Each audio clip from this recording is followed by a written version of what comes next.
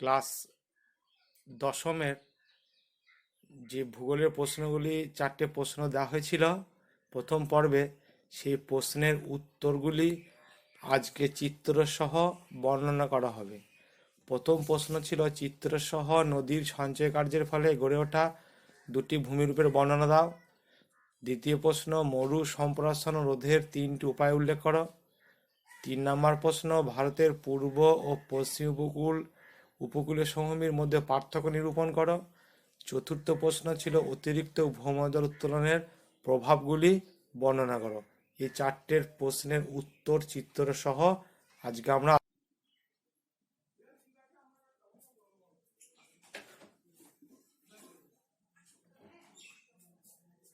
প্রথম প্রশ্ন ছিল নদীর সঞ্চয় কার্যের ফলে সৃষ্ট দুটি ভূমিরূপের বর্ণনা দাও চিত্র সহ।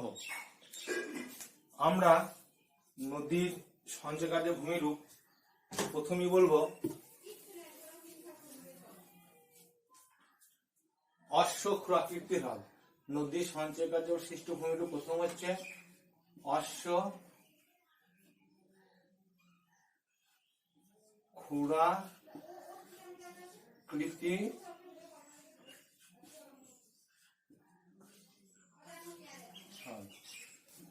অশ্বক্ষুরাকৃতির হ্রদ সৃষ্টি হয় নদীর মধ্যগতিতে কিংবা নদীর নিম্ন গতিতে। নদী যখন উচ্চ গতি ছেড়ে নিম্ন গতিতে বা মধ্য গতিতে আসে, নদীর কি ঘটে না নদীর জলের বেগ কমে যায়।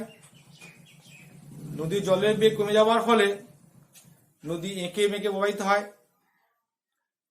এঁকে মেঁকে প্রবাহিত হচ্ছে, এই সময় নদীর মেন্ডার দেখা যাচ্ছে। নদীর মধ্য গতিতে নদী এঁকে বেঁকে এইভাবে প্রবাহিত হচ্ছে।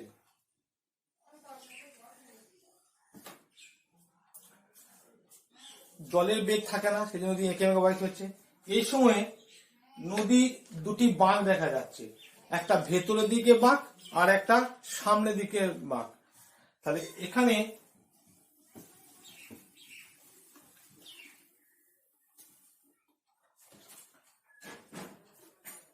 এইভাবে একটা বাঁক দেখা যায়।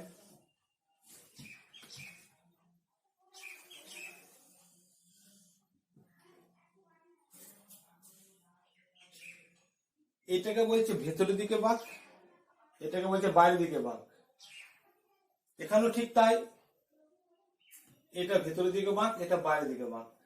এই বাইরের দিকের বাঁক রয়েছে, এটার নাম দেওয়া হচ্ছে অবতল বাঁক। এটা অবতল বাঁক, এটা অবতল বাঁক।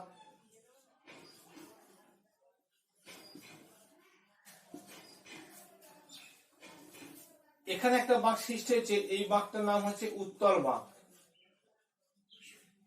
এখানে বাঁকটার নাম হচ্ছে উত্তল বাঁক। এইভাবে নদী যখন মধ্যগতিতে প্রবাহিত হচ্ছে, তখন নদী উত্তল বাঁকে সঞ্চয় করছে, অবতল বাঁকে ক্ষয় করছে। দেখা যাচ্ছে নদীর এই দুটি অবতল বাঁকে সর্বদা ক্ষয় করছে, এই অবতল বাঁকে ক্ষয় করছে, উত্তল বাঁকে সঞ্চয় করছে। তাহলে কি ঘটছে ঘটনাটা? এই যে অবতল বাঁক ক্রমে ক্রমে ক্ষয়প্রাপ্ত হয়ে এইভাবে হচ্ছে, আর উত্তল বাঁকে পলিবালি সঞ্চিত হচ্ছে, পলিবালি সঞ্চিত হচ্ছে। এরকম এদিকে ঠিক সেই একইভাবে এদিকটা ক্ষয় কার্য করছে, নদীর জলটা এদিকে প্রবাহিত হচ্ছে এভাবে। এখানে ক্ষয় কার্য করছে, এই অবতল বাঁকটি আরো বেঁকে গেল ক্ষয়প্রাপ্ত হয়ে, আর এই উত্তল বাঁকটি সঞ্চিত হলো, পলিবালি সঞ্চিত হলো এইভাবে। দীর্ঘদিন যাবৎ নদী এইভাবে অবতল বাঁকে ক্ষয়, উত্তল বাঁকে সঞ্চয় করতে করতে এক সময় কি হবে, এই দুটি অবতল বাঁক আরো কাছে চলে আসবে। এই দুটি অবতল বাঁক আরো কাছে চলে আসবে।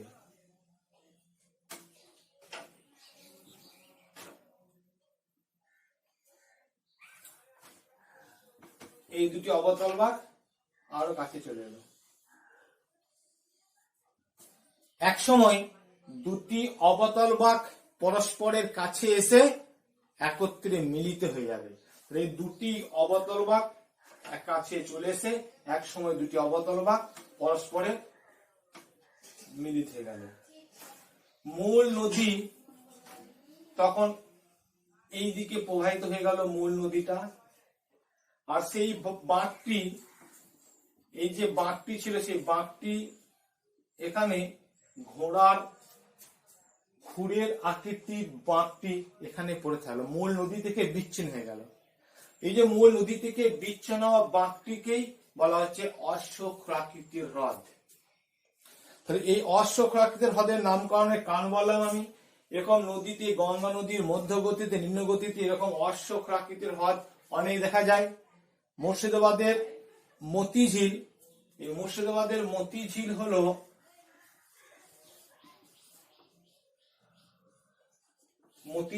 একটা অশ্বক্ষাকৃতির হ্রদের সুন্দর একটা উদাহরণ। বোঝা গেল?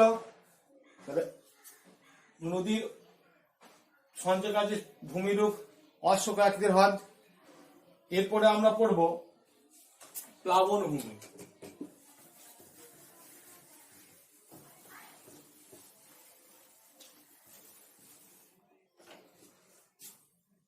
নদী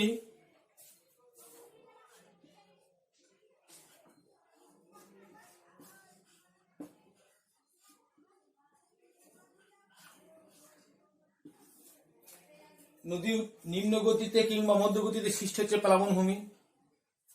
নদী মধ্যগতিতে যখন প্রবাহিত হয় তখন নদী ধীরে ধীরে বেঁকে প্রবাহিত হয়। মধ্যগতিতে নদীর কাজ হচ্ছে নদী নিম্নক্ষয় বন্ধ হয়ে আসে, পার্শ্বক্ষয় শুরু হয়। নদী প্রস্থ হয় কিন্তু নদীর গভীরতাটা একদম কমে আসে। নদীর জল গভীরতা যেহেতু কমে গেল, নদীর জল দেওয়ার ক্ষমতা কমে গেল। বর্ষাকালে যখন নদীতে অতিরিক্ত জল পড়ে, বৃষ্টির জল, তখন নদী দুকুল ছাপিয়ে যায়। নদী দুকুল ছাপিয়ে যায়। যখন আবার বন্যা কমে যায় তখন সেই জল আবার মূল নদীতে এসে পড়ে। কিন্তু নদীর পলির সাথে যে নদীর যে জলের সাথে বাহিত পলিকণাগুলি আর নদীতে পড়ে না, দুকুলে পড়ে থাকে। এইভাবে দীর্ঘদিন ধরে হতে হতে নদীর মধ্যগতিতে যে ভূমির সৃষ্টি হয়, উর্বর ভূমি, এর নাম হচ্ছে প্লাবন ভূমি। এই প্লাবন ভূমি কৃষিকার্যের পক্ষে খুবই উর্বর। এই প্লাবন ভূমিতেই বিভিন্ন ফসল চাষ করা যাচ্ছে।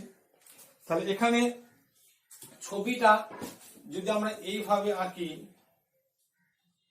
মধ্যগতি, এই নদীর দুকুলে বন্যা ছাপিয়ে বন্যা চলে এলো এদিকে।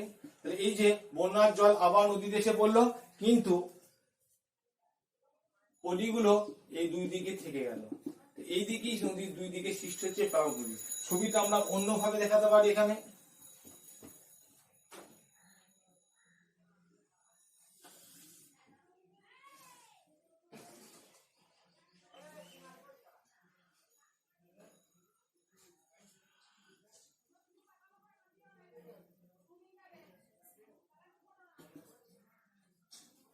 এই যে নদীর দুদিকে রয়েছে, এইটার নাম হচ্ছে স্বাভাবিক বাঁধ। এইভাবে পলি বালি যখন নদীর দুই পাশে জমবে, যে প্রাকৃতিক বাঁধের সৃষ্টি হবে তাকে প্রাকৃতিক বাঁধ কিংবা স্বাভাবিক বাঁধও আমরা বলতে পারি।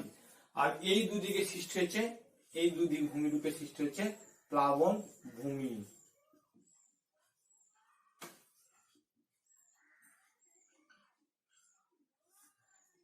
প্লাবন ভূমি কিভাবে সৃষ্টি হলো কি বললাম?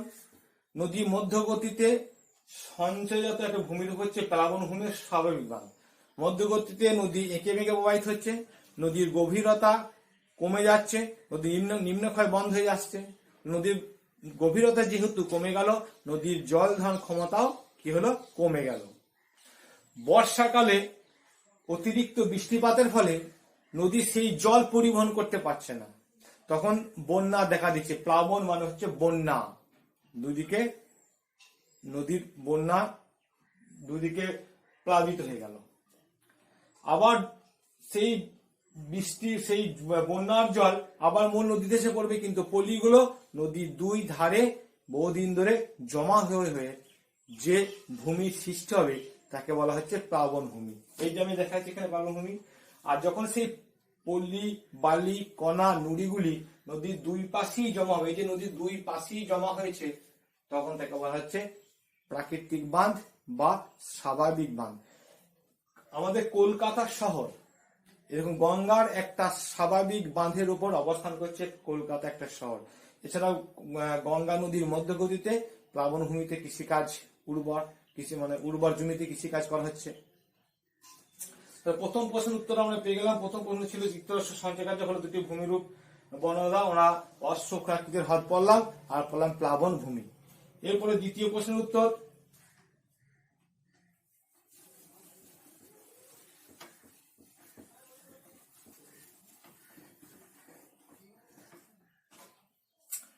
দ্বিতীয় প্রশ্ন হচ্ছে মরু সম্প্রসারণ রোধের উপায়। মরু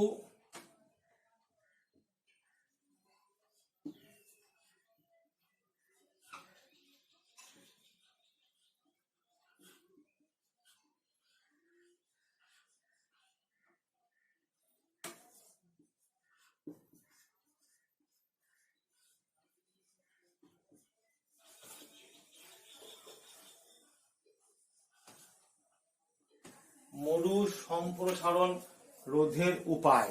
দ্বিতীয় প্রশ্ন, এই মরু সম্প্রসারণ রোধের উপায়, মরু সম্প্রসারণ রোধ, মরুভূমির প্রসারটাকে রোধ করতে হবে। মরুভূমির মরুভূমির প্রসার যখন হয় তখন বলে মরুকরণ। তাহলে মরুভূমি এই যে মরুকরণ ঘটছে এটা থেকে নিস্তার হওয়ার উপায় কি, সেটা হচ্ছে মরু সম্প্রসারণ রোধের উপায়। প্রথম হচ্ছে বৃক্ষ সৃজন, গাছ লাগাতে হবে। গাছ লাগানো হচ্ছে প্রথম উপায়। তাহলে মরুভূমির সম্প্রসারণ রোধের প্রথম উপায় হচ্ছে বৃক্ষ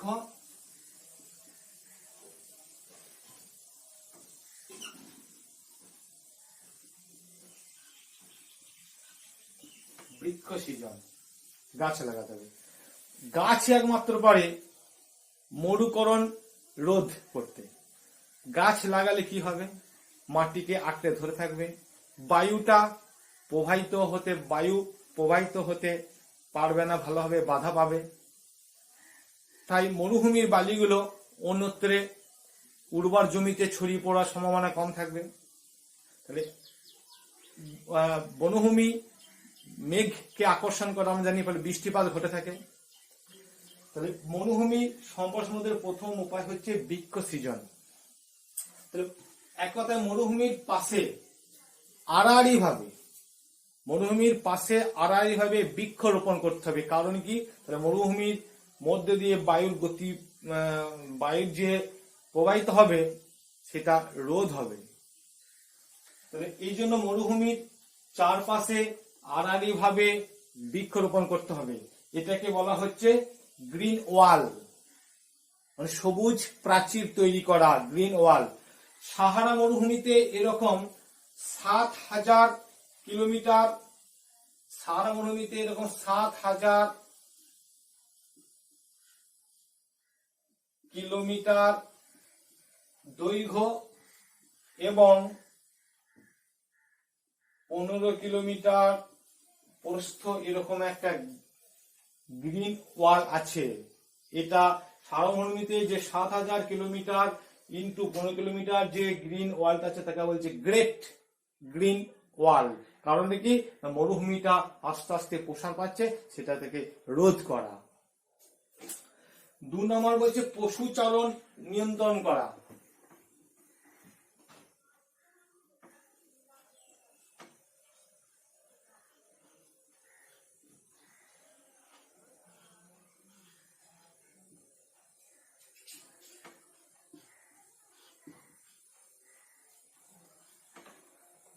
পশুচারণ নিয়ন্ত্রণ করতে হবে। অতিরিক্ত পশুচারণের ফলে কি ঘটছে না, ছোট শিশু বৃক্ষগুলো পশুতে খেয়ে নিচ্ছে। এছাড়া পশুর খুরের আঘাতে ভূমিক্ষয় হচ্ছে। পশুর খুরের আঘাতে যে মৃত্তিকার ওপরে মৃত্তিকার উপস্তরটা আলগা হয়ে যাচ্ছে, বৃষ্টিপাতের ফলে সেই মাটিটা ক্ষয় হয়ে যাচ্ছে, মরুভূমি হয়ে পড়ছে। তাহলে পশুচারণ, অতিরিক্ত পশুচারণ করলে হবে না, পশুচারণটাকে নিয়ন্ত্রণ করতে হবে। এটা দ্বিতীয় কারণ। 3 নম্বর কারণ, বৈজ্ঞানিক পদ্ধতিতে কৃষিকাজ।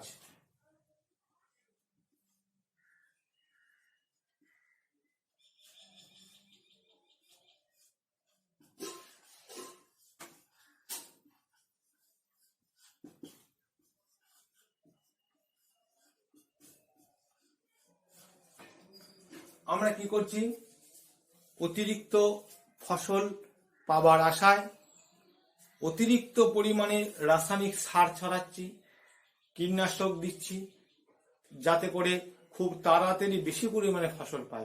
এটা করতে গিয়ে আমরা বিপদ ঘটিয়ে ফেলছি। কিভাবে বিপদ ঘটাচ্ছি? এর ফলে মৃত্তিকা অনুর্বর হয়ে যাচ্ছে। অতিরিক্ত রাসায়নিক সার দেওয়ার ফলে মৃত্তিকা স্থায়ী হয়ে বন্ধা হয়ে যাচ্ছে, সেই মাটিতে কৃষিকাজ হচ্ছে না, কোনো উদ্ভিদ হচ্ছে না, ফলে মরুভূমি হয়ে যাচ্ছে। তাহলে বৈজ্ঞানিক পদ্ধতি, বৈজ্ঞানিক প্রথায়, বৈজ্ঞানিক পদ্ধতিতে কৃষিকাজ করতে হবে। এর জন্য অতিরিক্ত ভৌমজল তুললে হবে না, ভৌমজলকে রিচার্জ করতে হবে, অর্থাৎ ভৌমজলকে আবার সমৃদ্ধি করতে হবে। সেই জন্য ভূমির মাঝে মাঝে খাল খনন করতে হবে, বৃষ্টিপাতের জল সেখানে জমবে, সেই ভৌমজলের সেই দিকে খাল খনন করলে সেই দিকে ভৌমজলটা চুঁয়ে চুঁয়ে ভেতরে বৃদ্ধি পাবে, ভৌমজলের তলটা বৃদ্ধি পাবে। তাহলে 3 নম্বর হচ্ছে বৈজ্ঞানিক প্রথায় কৃষিকাজ করা। এই 3টা আমরা এখানে প্রধান মরুভূমি সম্প্রসারণের ওদের 3টে প্রধান উপায়ের কথা লিখব।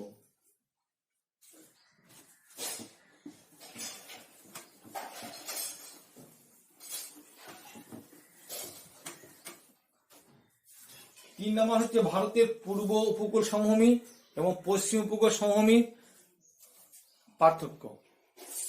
তাহলে পূর্ব উপকূল আমরা এখানে লিখবো পূর্ব উপকূল